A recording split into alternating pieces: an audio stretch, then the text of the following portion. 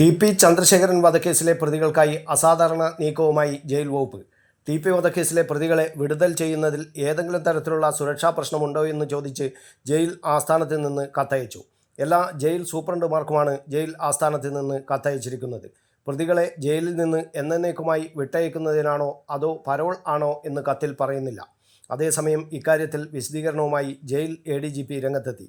പ്രതികളെ വിട്ടയക്കാനുള്ള കത്തല്ലെന്നാണ് ADGP ബൽറാം കുമാർ ഉപാധ്യായ പറയുന്നത്. Mahe ഇരട്ടക്കൊലക്കേസിലും TP. വധക്കേസിലെ മുഖ്യപ്രതികളായ Kodi Suni ഉൾപ്പെടെയുള്ളവർ ഉൾപ്പെട്ടിരുന്നു.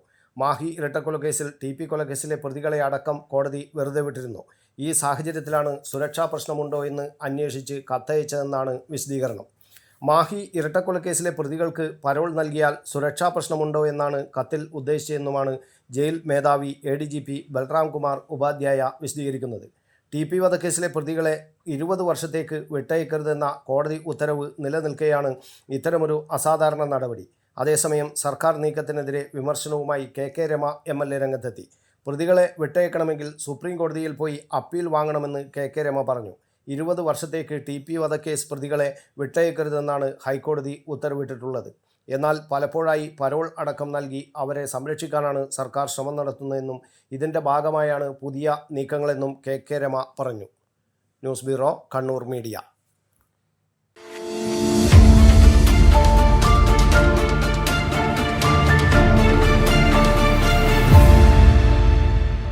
വിവാഹ പർച്ചേസുകൾക്ക് കുറഞ്ഞ പണിക്കൂലിയിൽ സ്വർണം മുൻകൂട്ടി ബുക്ക് ചെയ്യാൻ അഡ്വാൻസ് ബുക്കിംഗ് സ്കീം. പണിക്കൂലിയിൽ 50% വരെ ഡിസ്കൗണ്ട് നേടാൻ മൈ ഗോൾഡ് സേവിംഗ് സ്കീം. പണിക്കൂലി ഒന്നുമില്ലാതെ സ്വർണ്ണാഭരണം സ്വന്തമാക്കാൻ ഗോൾഡൻ പട്ട് സ്കീം.